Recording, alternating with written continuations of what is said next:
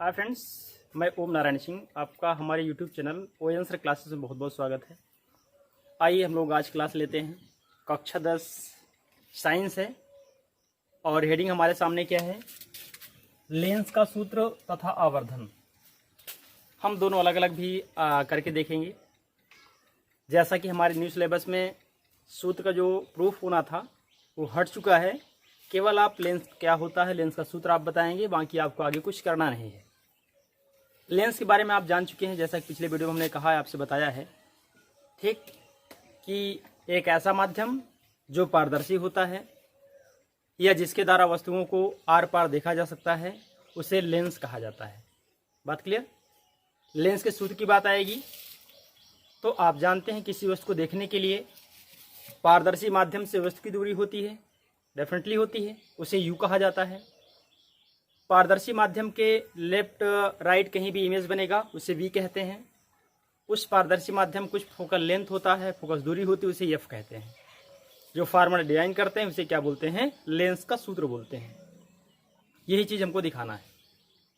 तो सबसे बड़ी बात, पहले आप इसको देखिएगा, लेंस का सूत्र। दोनों अलग अलग चीजें हैं, हम अलग अलग करके भी दिखाएंगे आपको। हो गया आपके सामने लेंस का सूत्र। जैसा कि इस बार प्रूफ नहीं आएगा, सिर्फ आपको बताने के लिए आएगा यहाँ पर कौन क्या चीजें हैं, फार्मूला बनेगा कैसे, दिखाइएगा। यदि किसी माध्यम में, ठीक, कोई भी ऐसा मीडियम होगा, आप साथ साथ लिखते चलें, ठीक है ना, समझते भी चलें। यदि किसी माध्यम में पारदर्शी माध्यम से वस्तु, या इसी को बोलते हैं बिंब, वस्तु की दूरी स्मॉल यू कामा प्रतिबिंब या इमेज, प्रतिबिंब की दूरी स्मॉल वी और फोकस दूरी एफ हो तो फार्मूला जनरेट होगा 1/f is equal 1/v minus 1/u। ऐसा कुछ ये फार्मूला बनके हमारा क्रिएट हो गया, ठीक है ना। हमें सिर्फ इतना ही दिखाना है इस लेंस के सूत्र में, आगे हमें कोई काम करना नहीं है। u क्या है, v क्या है, f क्या है, वो आपने ऊपर दिखा ही दिया है। u क्या है? वस्तु की दूरी, कहाँ से? उस पारदर्शी माध्यम से। v क्या है? प्रतिबिंब की दूरी, जहां इमेज बन रहा है माध्यम से। f क्या है? फोकस दूरी, लेंस की फोकस दूरी। तो फार्मूला क्या बन गया? 1/f बराबर 1/v माइनस 1/u। बात क्लियर? पहले इसका प्रूफ था, लेकिन अब सिलेबस में है ही नहीं, 30% कटने की वजह से सिर्फ आपको इतना ही दिखाना पड़ेगा। बात क्लियर? ठीक है, अब आगे आइए आप इस आवर्धन पे। क्या है आवर्धन? ऐसा कुछ, हालांकि इसके पहले हमने दर्पण के माध्यम में भी पढ़ा था। उस फार्मूले पर अगर आप चलें तो 1/f बराबर 1/v प्लस 1/u था। इस माइनस के स्थान पर क्या था? प्लस था। वहां भी आवर्धन था, यहां भी आवर्धन है, ठीक है ना। आवर्धन दोनों के लिए सेम है। आइए फार्मूले पर चलते हैं, पहले इसको समझ लेते हैं, परिभाषा इसकी क्या होगी। तो आवर्धन की बात आएगी, ठीक, किसी माध्यम में प्रतिबिंब की ऊंचाई और वस्तु की ऊंचाई के अनुपात को उस माध्यम का आवर्धन कहा जाता है। सिंपल सी बात। तो लिखें,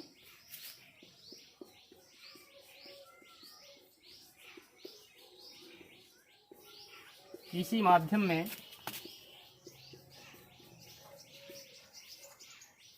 प्रतिबिंब की ऊंचाई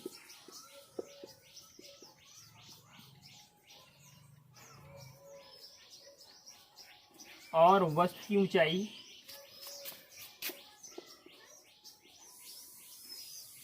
के अनुपात को, एक काम करिए, यहीं पे h डैश लिख दीजिए। प्रतिबिंब की ऊंचाई क्या? h डैश,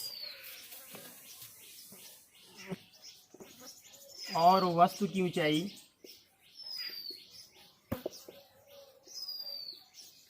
इसको आप एच बना दीजिए, को आवर्धन कहा जाता है।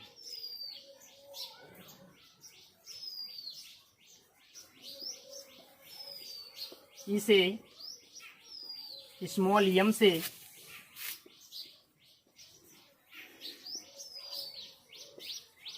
निरूपित करते हैं। अतः m बराबर h डैश अपॉन h, या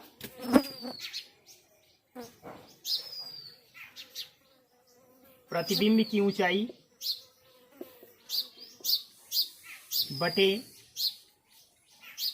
वस्तु या बिंब।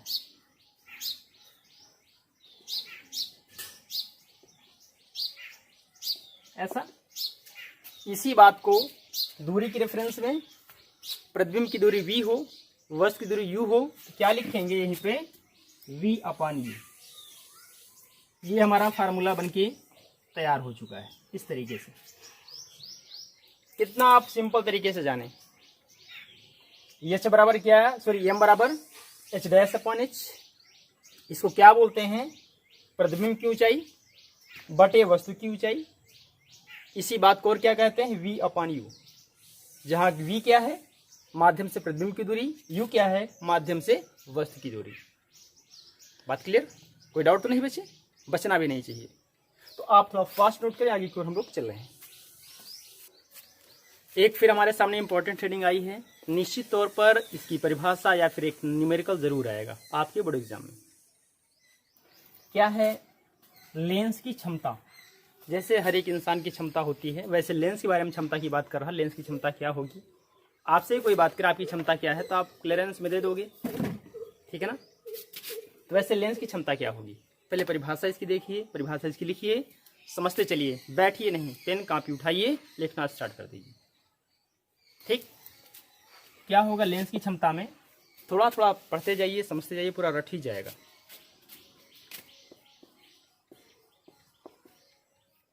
किसी लेंस के द्वारा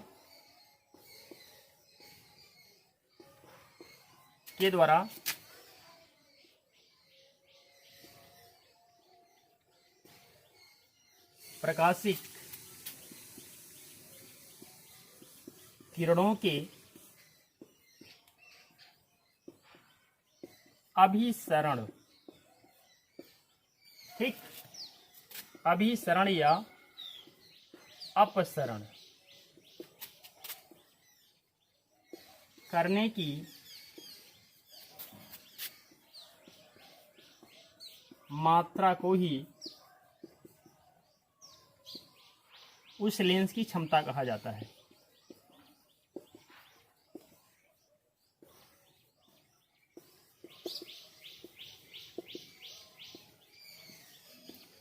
ठीक है ना। लेंस की क्षमता की बात आई तो आपने सीधा परिभाषा में लिखा, परिभाषा में आपने दिखाया क्या, किसी लेंस के द्वारा, आप नोट करते चलें ताकि आपको रिवाइज करने में दिक्कत ना आए, बेहतरीन तरीके से आप पढ़ें। किसी लेंस के द्वारा प्रकाशिक किरणों के अभिसरण या अपसरण, ठीक, अर्थात दूर की ओर जाते समय या फिर पास की ओर आते समय अपसरण करने की मात्रा को, मतलब कितना कर पाता है, कितना दूर की ओर भेज पाता है या फिर कितना अपनी ओर बुला पाता है, ले पाता है, मात्रा को उस लेंस की क्षमता कहा जाता है। बात क्लियर। आगे इसे P से निरूपित करते हैं, ठीक है ना। इसका मात्रक डायोप्टर होता है,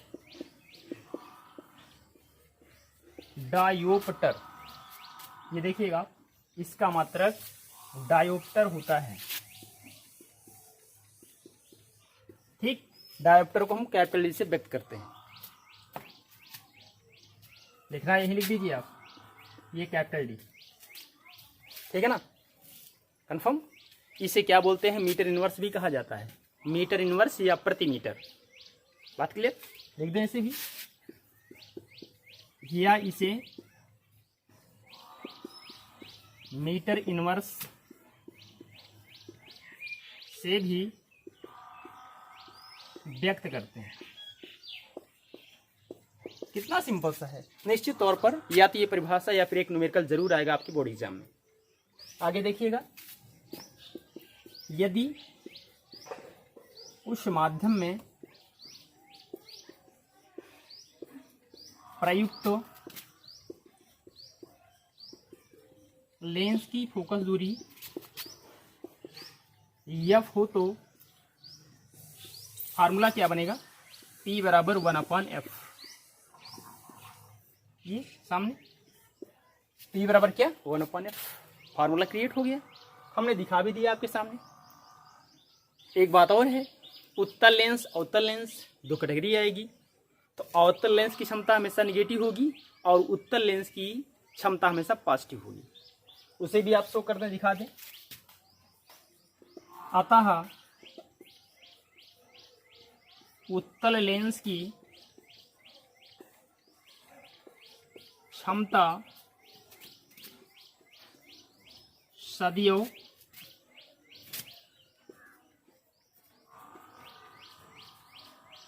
धनात्मक होती है, जबकि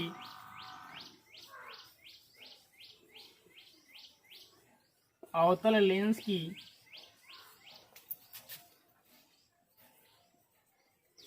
क्षमता सदैव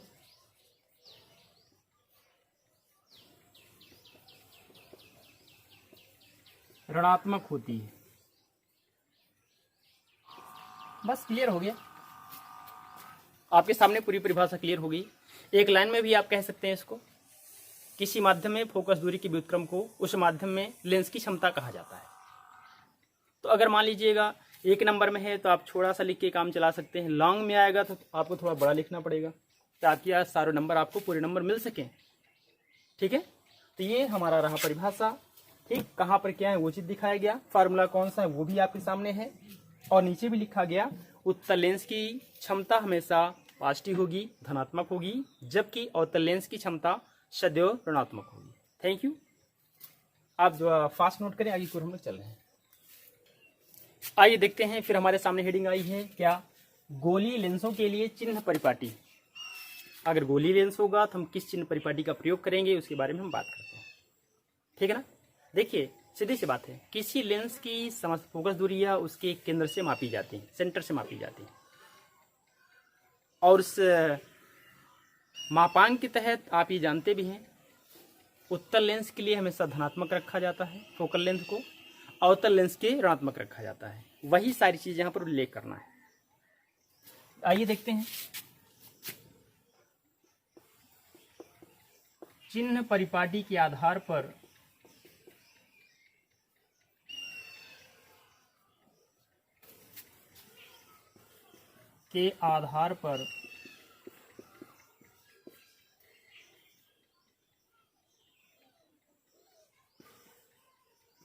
माध्यम की समस्त दूरियां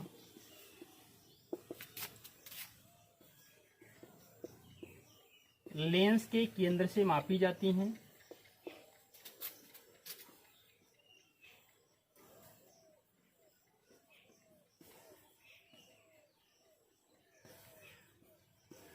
ठीक है ना, ये आपने दिखा दिया।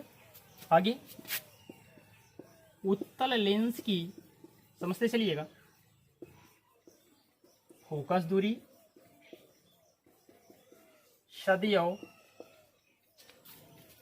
धनात्मक, जबकि अवतल लेंस की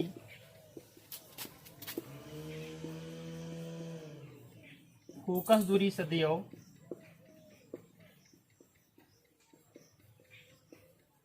ऋणात्मक होती है।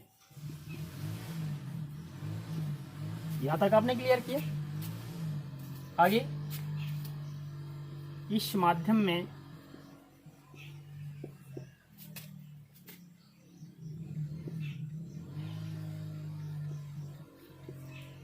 वस्तु की दूरी को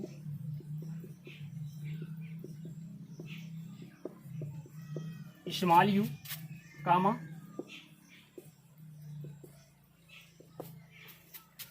प्रतिबिंब की दूरी को स्मॉल बी तथा फोकस दूरी को स्मॉल एफ से, जबकि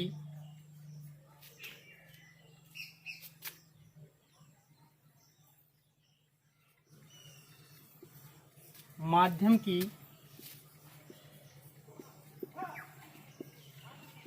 ऊंचाई को स्मॉल एच से और प्रतिबिंब की ऊंचाई को एच डैश से व्यक्त किया जाता है। बस फाइनल हो गया। गोली लेंसों के लिए चिन्ह परिपाटी की बात हमसे किया, हमने पूरा व्याख्यान आपको दे दिया। यहाँ पर कौन सा क्या चीज़ होगा हमने लिखा है। किसी माध्यम की समस्त फोकस दूरियाँ उसके केंद्र से मापी जाती हैं। उत्तल लेंस की फोकस दूरी सदैव धनात्मक, जबकि अवतल लेंस की फोकस दूरी सदैव ऋणात्मक होती है। ठीक है ना। माध्यम से वस्तु की दूरी को स्मॉल यू से व्यक्त किया जाता है। माध्यम से प्रतिबिंब की दूरी को स्मॉल वी से निरूपित किया जाता है। माध्यम की फोकस दूरी को स्मॉल एफ से व्यक्त किया जाता है। बात क्लियर एकदम से। उस माध्यम की ऊंचाई को एच कहा जाता है, जबकि प्रतिबिंब की ऊंचाई को एच डैश कहा जाता है। यही चीज़ हमको इस व्याख्यान में देने है। कितना अच्छा है, कितना आसान है। तो इसी के साथ साथ इस चैप्टर की सारी परिभाषाएं खत्म हो चुकी हैं। अब हम लोग आएंगे न्यूमेरिकल पे। ठीक है। तो आप बहुत जल्दी थोड़ा फास्ट नोट करें, हर चीज़ को समझें बारी बारी से। ठीक है। और उसके बाद हम लोग न्यूमेरिकल पे आ रहे हैं। ठीक। हाँ, तुरंत आप फास्ट नोट करें। आइए इस सवाल में देखिएगा, बहुत ही अच्छा सवाल है, ऑप्शनल है। जैसा कि आपके बोर्ड एग्जाम में शुरुआत की क्वेश्चन ऑप्शनल आते हैं, वैसा ही एक सवाल सामने आया है। कौन सा निम्न में से कौन सा पदार्थ लेंस बनाने के लिए प्रयुक्त नहीं किया जाता है? 4 ऑप्शंस हैं। जल है, कांच है, प्लास्टिक है, मिट्टी है। मतलब इन चारों में से जल, कांच, प्लास्टिक और मिट्टी में से ऐसा कौन सा पदार्थ है जो कि कांच बनाने में प्रयोग में नहीं लाया जाता? जल है, वो भी पारदर्शी माध्यम है, जायज़ सी बात है। मेल्ट कराना है, ठीक है, तो जल पारदर्शी है, लेके जाएंगे, अर्थात कांच में उसका भी यूज आएगा। ठीक है ना। जल हो गया, हाँ ये भी सही है। कांच तो भाई सीधी सी बात है, लेंस बनाना है, कांच है तो कांच पारदर्शी माध्यम होता है। मेल्ट करेंगे, लाइट कर देंगे, अपने आप हो जाएगा पारदर्शी। तो ये भी प्रयोग में लाया जाता है। तो जल भी प्रयोग में लाया गया, कांच भी प्रयोग में लाया गया। प्लास्टिक की बात है, आप देखते भी होंगे प्लास्टिक की पॉलीथीन आती है, वाइट पॉलीथीन, कलर ना रहे, एक तरफ देखिए आपको दूसरा सिरा दिखाई पड़ेगा, वो भी पारदर्शी है, लेंस का काम कर रहा है। तो ये भी हो गया। रही बात मिट्टी, मिट्टी एक ऐसा है जो कि पारदर्शी नहीं है, मतलब अपारदर्शी है। मिट्टी की दीवार बना दीजिए आप, मिट्टी की पतली लेयर बना दीजिए आप, इस पार से देखिए क्या आपको उस पार दिखाई पड़ेगा? नहीं दिखाई पड़ेगा। तो कौन सा सही है? ऑप्शन ये वाला। ठीक है ना। लेंस बनाने के लिए मिट्टी का प्रयोग नहीं किया जाता है। बस हो गया आपका क्लियर। अगला सवाल देखिएगा। किसी बिंब का अवतल दर्पण द्वारा, मतलब किसी वस्तु का अवतल दर्पण के द्वारा बना प्रतिबिंब, अर्थात एक वस्तु का अवतल दर्पण के द्वारा प्रतिबिंब बनता है। दर्पण है तो जायज सी बात है, रिफ्लेक्ट होके बनेगा। आभासी, सीधा तथा बिंब से बड़ा पाया गया। जब हमने ऐसा किया तो आभासी था, सीधा था और उस वस्तु से बड़ा पाया गया। फिर आगे, वस्तु की स्थिति कहाँ होनी चाहिए? ठीक, मान लीजिएगा ये हमारा अवतल दर्पण था, एक वस्तु यहाँ पर है, तो जाएगी अपना इमेज बनाएगी। चूंकि दर्पण है पूरा, एक सिरा इसका वार्निश युक्त होगा, पॉलिश युक्त होगा, कलर्ड होगा। तो जब इस वस्तु का यहाँ इमेज बना तो वस्तु का इमेज कहाँ होना चाहिए? वो इमेज यहाँ पर होनी चाहिए कि यहाँ पर होनी चाहिए कि यहाँ होनी चाहिए कि यहाँ होनी चाहिए, कहाँ होनी चाहिए वो आप बता दें। ऑप्शन क्या है? मुख्य फोकस तथा वक्रता केंद्र के बीच। मुख्य फोकस और वक्रता केंद्र के बीच। तो ये आपका दर्पण है। मुख्य फोकस कहीं होगा, जहाँ से वो डिवाइडेशन होता है उसका मिड पॉइंट उसका मुख्य फोकस होता है। सीधी सी बात है। तो मुख्य फोकस पे नहीं होगा इसलिए नहीं होगा क्योंकि इमेज पूरे दर्पण बनेगा, ना कि सिर्फ एक स्थान पे बनेगा। परछाई प्रतिबिंब पूरे उसमें दर्पण बनेगा, ना कि सिर्फ एक पॉइंट पर बनेगा। अर्थात ये तो पूरी तरह से गलत है, ये नहीं होगा। अरे हम ही अगर खड़े होते हैं, आप शीशे में देखते होंगे अपना चेहरा, तो जितनी इमेज होती पूरी में बनती, ना कि सिर्फ एक छोटे से पॉइंट पर बनती है। ऐसा बिल्कुल नहीं होता। आगे वक्रता केंद्र पर, ठीक है ना। वक्रता केंद्र क्या होता है इसके बारे में देखिएगा थोड़ा सा। ठीक, दर्पण का वह बिंदु जहां से समस्त प्रकाशित किरणें पार होती हैं, जाती हैं, गमन करती हैं, उसे क्या कहते हैं? वक्रता केंद्र कहते हैं। ठीक, यह फोकस दूरी के अर्धक के बराबर होती है, ठीक है ना।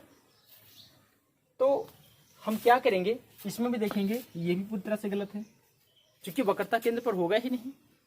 वक्रता केंद्र कोई एक छोटा सा पॉइंट होगा, पूरे में थोड़ी ना फैला रहेगा, वहां भी संभव नहीं है, तो ये भी गलत हो गया। वक्रता केंद्र से परे, वक्रता केंद्र से परे मतलब दूर की ओर। हाँ, वक्रता केंद्र से दूर की ओर होगा, लेकिन देखते इसके बाद कोई और ऐसा ऑप्शन है क्या जो इससे भी ज्यादा अच्छा हो, क्योंकि दूर की ओर तो है, लेकिन किसी एक ओर थोड़ी, चारों तरफ रहेगा, तो ये भी उपयुक्त नहीं है, ये भी आपका उपयुक्त नहीं है। एक लास्ट ही बचा, फिर वही होगा, देखते हैं क्या कहता है वो क्या है? दर्पण के ध्रुव तथा मुख्य फोकस के बीच, बिल्कुल सीधी सी बात है। दर्पण का ध्रुव पोल, ठीक, और मुख्य फोकस के बीच। मुख्य फोकस क्या होगा? हम खड़े होते हैं दर्पण के सामने, ठीक, प्रकाश की किरणें जाती हैं, रिफ्लेक्ट होती हैं, ठीक, तो जहां से जाके वापस आती हैं उसका मिड पॉइंट ही मुख्य फोकस होता है। पोल की बात कर ले, ध्रुव की बात कर ले, ठीक है ना। तो पोल क्या होगा? जैसा कि आपके पास एक फार्मूला है, जानते होंगे, P बराबर 12Q होता है। तो जितने भी इस दर्पण में चार्जेस होंगे, उस लंबाई के गुणनफल को ही क्या बोलते हैं? पोल बोलते हैं, ध्रुव बोलते हैं। तो जहां तक हमारा साइज होगा, उस पूरे में हमारा इमेज बनेगा। तो वही बात ये कह रहा है, दर्पण के ध्रुव तथा मुख्य फोकस के बीच। पोल्स हो गया जितने चार्ज होंगे फैले हुए, मुख्य फोकस जहां से रिफ्लेक्शन होगा सारी प्रकाशित किरणों का, उसी के बीच में बनेगा। तो डेफिनेटली ये वाला ऑप्शन आपका सही है। सभी को बारी बारी से आप मिला लीजिए, अपने आप आपको मिल जाएगा। तो ठीक है, आप इसे फर्स्ट नोट करें, हम आगे की ओर चलेंगे। और हाँ, आज की वीडियो में फिलहाल इतना ही। नेक्स्ट डे हम आपको मिलते हैं इस चैप्टर के सारे न्यूमेरिकल्स के साथ। अच्छे से आप पढ़िए, बाकी जितने आपके साथी हैं, साथ पढ़ने वाले हैं, उनको भी आप इस चैनल के माध्यम से सब्सक्राइब कराइए और पढ़ाइए, ताकि हर एक बच्चे में वो जागृति पैदा हो सके, अच्छे तरीके से वो पढ़ सके। Okay, thank you so much.